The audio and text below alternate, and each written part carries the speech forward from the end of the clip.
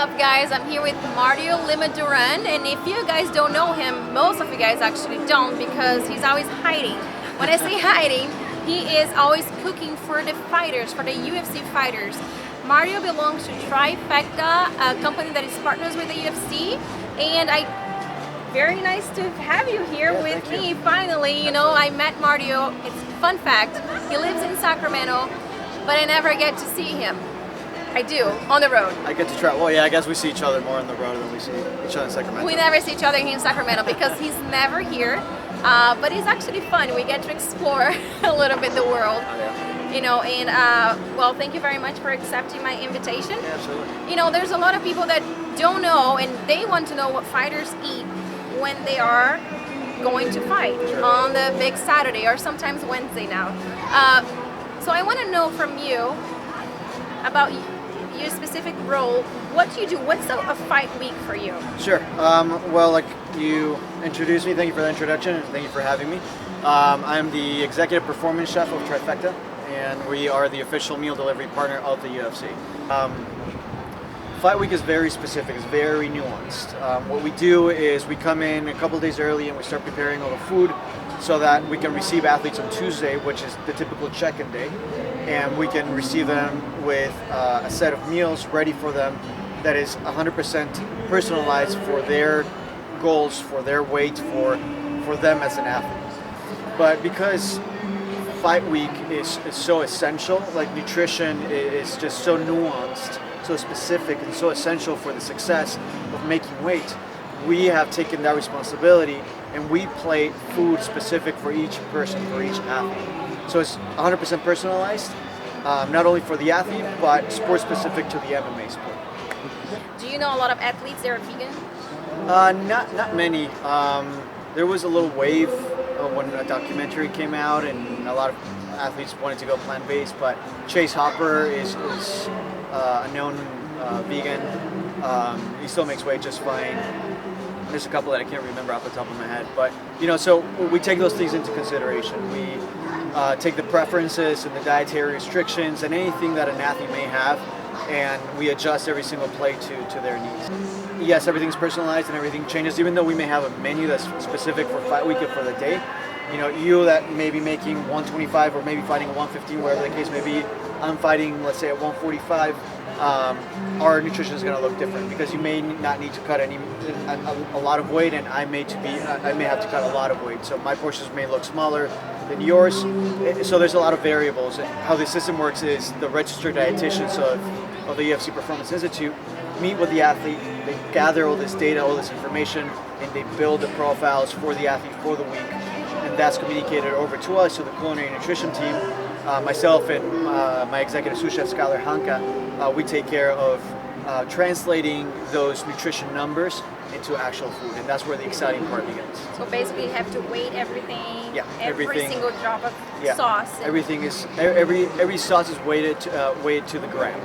Wow, that's crazy. I've noticed that after the weigh-ins, they don't eat right away. When a body is dehydrated or it's underfueled or it's after an athlete has gone through a severe weight cut or any sort of weight cut, there is a process. There's a 6-hour window, a protocol that we have that is essential for the body to rehydrate, and we want to do that in a very slow process, in a very slow manner. So we start by refueling the body, replenishing the body with electrolytes. So we start with whatever is less intense to the body, and that's electrolytes and fluids. So we provide that. They do that in the first 15 minutes, second 15 minutes. They have another drink, which is carbohydrates, simple carbohydrates with more electrolytes. And all of this is calculated by the UFCPI. They look at how much weight they lost. They look at the potential rate of sweat rate.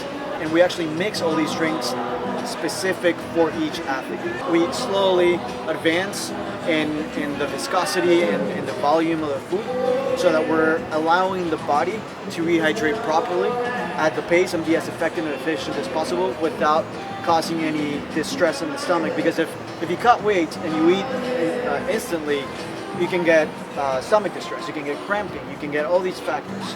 So it's slow steps until pasta. Yeah. Good. It's pasta, potatoes, sweet potatoes, rice, white rice.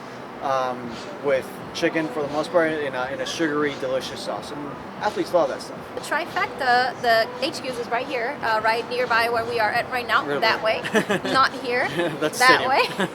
That's the arena. Yep. What do you do when you're home? What do you do when you're back in Sacramento? Do you come up with a new menu? Do you start trying to create new sauces, new meals for the fighters?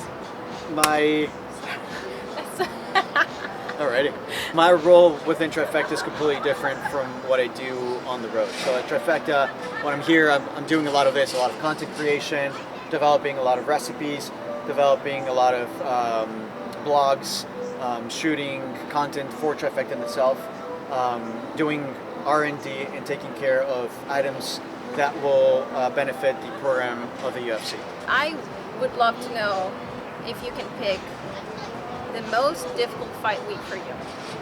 I can name a few, yeah. Houston last year was really rough. Anaheim was really rough. Not Houston, sorry, San Antonio. Philadelphia was rough, and I'll tell you right now. The hardest though, the biggest mountain to conquer was Fud Island. Fud Island was absolutely insane. So much stress, so much. So the first three, Anaheim, San Antonio, and Philadelphia, it was just the hotels that we were staying at weren't the best. A lot of, the supermarket was far. A lot of small factors that add up. But for Fud Island, to answer your question, we were going to something we've never done. It was, it's UAE, it's foreign country. We were in a bubble. We were sourcing all of our food through the W. We had a quarantine period. We had a menu designed for that quarantine period that the hotel was taking care of. We were not only feeding one fight week, but there was another fight week added on top of that. So we were feeding a total of 48 athletes at once. So it was doing the same amount of work in a week, but imagine that doubled. How many eggs did you use? I can't remember. You posted on your Twitter, you totally forgot the number. It was too many, way too many eggs, and we cracked them by hand, so it's absolutely insane. I imagine how difficult. I did see Mario one day.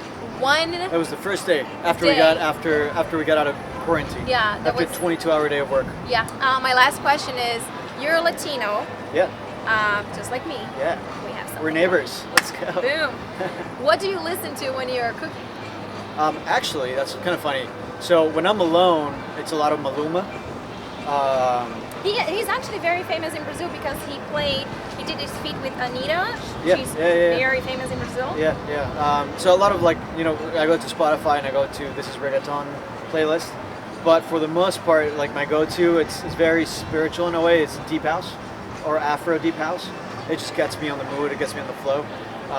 And sometimes when I'm angry, I listen to some hard rock. I don't want you to cook for anybody when you're angry then.